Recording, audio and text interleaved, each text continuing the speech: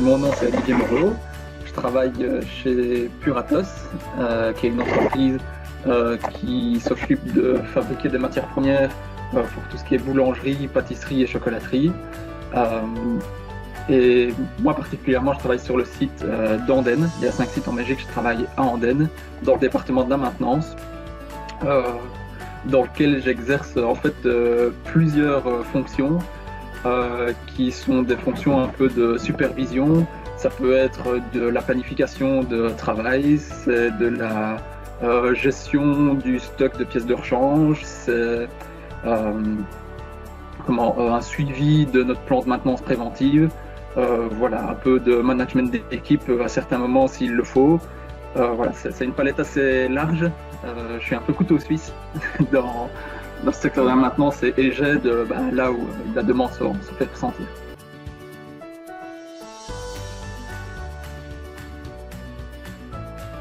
Comment ça se passe? Au début, c'est simplement un écolage où on suit un technicien ancien, un technicien plus expérimenté qui nous explique comment ça se passe, que ce soit au niveau des différentes machines évidemment, mais également le mode de fonctionnement à l'intérieur de l'entreprise, qui est quelque chose qu'on doit connaître et forcément qui n'est pas inné.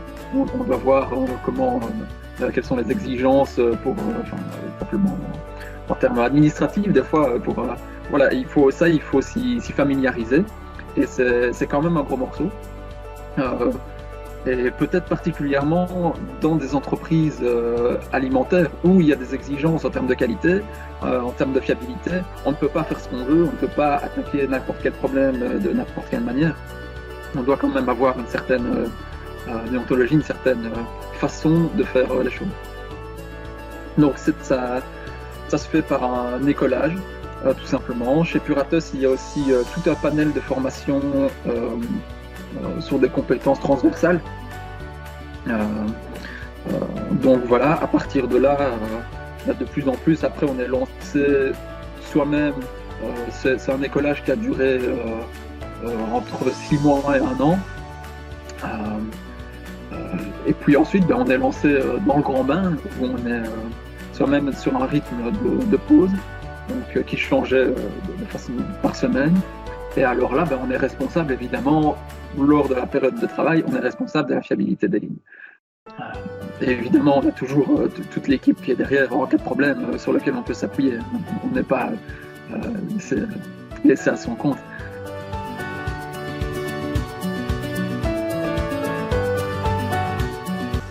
Moi, j'ai un poste de trainee, c'est ça vraiment le terme exact de ma fonction. Et donc, je suis appelé de toute façon à être formé à toutes les différentes fonctions qui existent dans le département de la maintenance.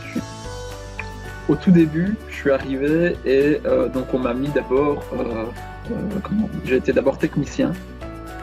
Donc vraiment appelé à aller dépanner les différentes machines, les différentes lignes de production qu'on avait sur le site. Appelé dans les travaux de bureau où j'ai d'abord suivi même chose, j'ai été écolé par le planificateur des travaux. Donc il s'agit ici de faire le lien entre les plannings de production, les différents créneaux disponibles pour certaines interventions et effectivement alors s'assurer que tout est prêt pour pouvoir intervenir correctement, que ce soit au niveau du matériel, au niveau des entreprises extérieures. Des fois, on doit faire appel à des compétences que l'on n'a pas en interne, donc on doit faire venir des prestataires de services. Voilà, mettre tout ça en œuvre pour que le travail soit le plus efficace possible dans les petits créneaux qui sont disponibles. J'ai repris le poste de responsable du magasin, gérer un petit peu de maintenance préventive et un travail de fiabiliste.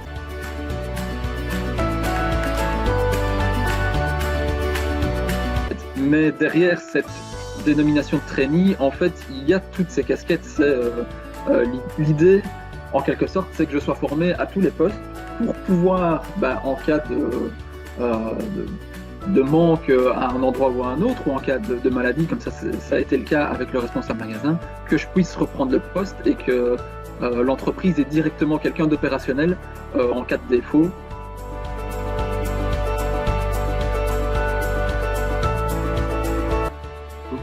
à la base de la pyramide, au département de maintenance, on a aujourd'hui 9 techniciens qui s'occupent des dépannages et qui travaillent en pause. Donc il y a un roulement, l'usine tourne 24 heures sur 24.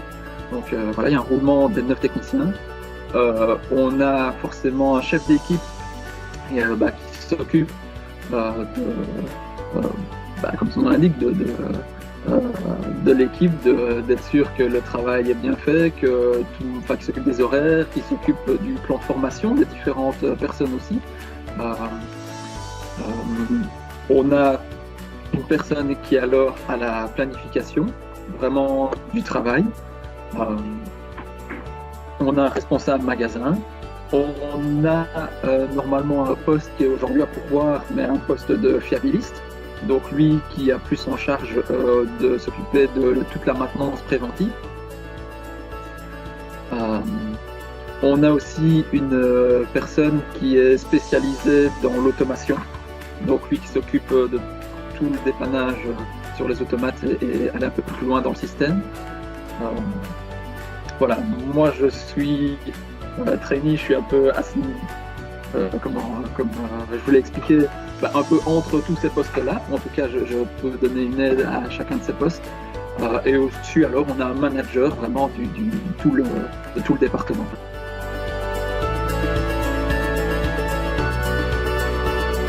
On est en train d'automatiser en fait tout le système de gestion des pièces. Donc ça, c'est un énorme travail. Aujourd'hui, les commandes sont faites manuellement, où on a une panne, on a besoin de telle pièce, on va téléphoner à notre fournisseur pour qu'il nous donne une offre de prix, et on va mettre la commande en place, et ça prend un temps assez long. Ici, maintenant, on essaye de codifier, donc c'est un système informatique où en fait simplement à l'intervention on consommera telle pièce, on a un stock minimum, et forcément ce stock se réapprovisionnera automatiquement. Mais ça, c'est un gros travail sur lequel je suis engagé encore aujourd'hui.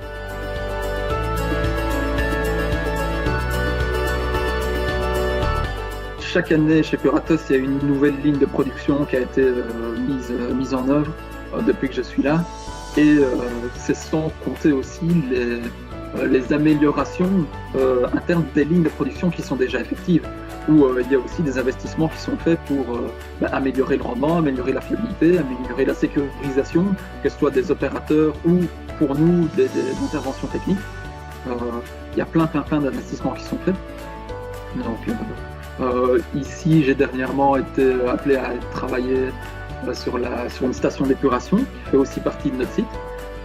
Mais par exemple, on a mis en place un projet qui vient d'être ouvert, qui vient d'être mis en œuvre la semaine dernière, qui consiste à récupérer l'eau en sortie de la station d'épuration pour pouvoir la réinjecter dans l'usine à différents postes qui sont des gros consommateurs en eau.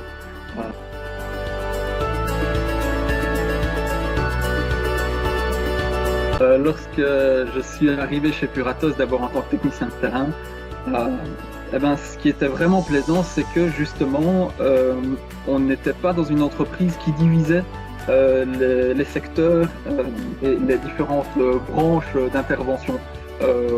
On était vraiment le mécanicien qui devait faire redémarrer la ligne. Et si c'était quelque chose, un problème électrique, on avait notre casquette d'électricien. Si c'était quelque chose de mécanique, casquette de mécanicien, de l'automation, comme je dis, de la pneumatique, un peu de tout. Donc voilà, c'est ça que j'apprécie particulièrement, c'est d'avoir vraiment toute cette palette et de ne pas être limité à un type d'intervention. Et je pense que ça, dans le monde alimentaire, vu les technologies qu'on rencontre et qu'on utilise, forcément, on doit avoir cet éventail de possibilités.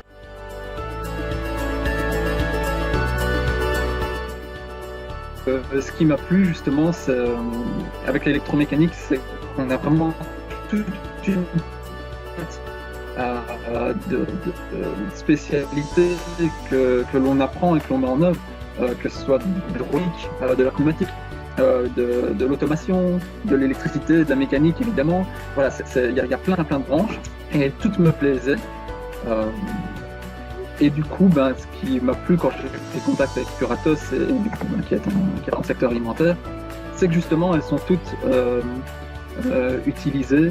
Et lorsque je suis arrivé chez Puratos, d'abord en tant que technicien de terrain, ce qui était vraiment plaisant, c'est que justement, on n'était pas dans une entreprise qui divisait les secteurs et les différentes branches d'intervention. On était vraiment le mécanicien qui devait faire redémarrer la ligne. Et si c'était quelque chose, un problème électrique, on avait notre casquette d'électricien. Si c'était quelque chose de mécanique, casquette de mécanicien, de l'automation, comme je dis, de la pneumatique, un peu de tout. Donc voilà, c'est ça que j'apprécie particulièrement, c'est d'avoir vraiment toute cette palette et de ne pas être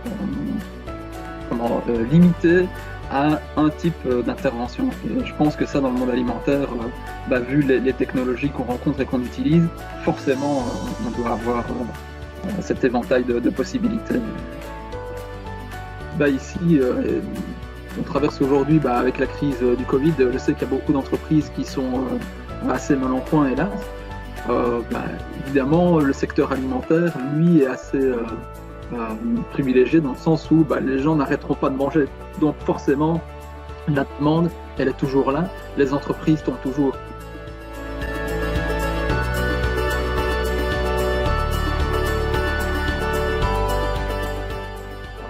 En arrivant dans ce monde-là, j'ai quand même été surpris de la richesse des procédés qui étaient mis en œuvre. Ça, c'était quelque chose d'assez intéressant. Et aussi des fois peut-être de l'exigence qui était demandée dans ces milieux-là et forcément qui amène encore plus de complexité, mais dans le bon sens du terme, aux différents travaux qu'on peut amener et à la réflexion qui est poussée, quoi. Ça, c'est quelque chose de vraiment intéressant, de vraiment enrichissant. Des exigences de qualité qui sont tout aussi élevées que ce que l'on peut trouver dans les milieux de l'aéronautique ou de l'automobile.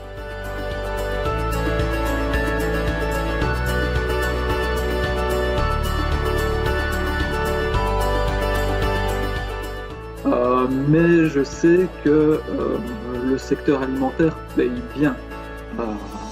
Je sais souvent que on a une entreprise. Plusieurs personnes sont venues des secteurs non alimentaires vers le nôtre, notamment en ce qui concerne sur ces questions-là. C'est un argument qu'on a. On est plutôt dans la moyenne haute, je dirais, au niveau salarial.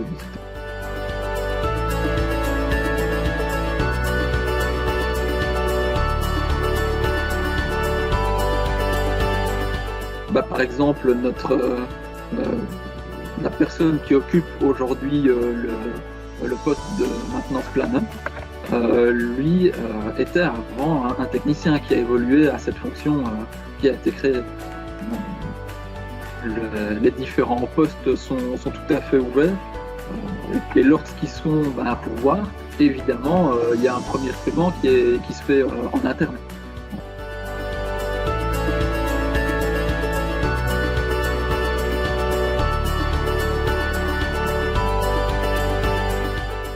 On a le projet d'être neutre en consommation d'eau et en consommation de CO2 d'ici des horizons 2025-2030. Donc il y a plein de projets qui vont encore être mis en œuvre, qui vont aller dans ce sens-là. L'installation de panneaux solaires, on essaie sans doute de faire un lagunage pour pouvoir traiter les eaux de façon plus naturelle.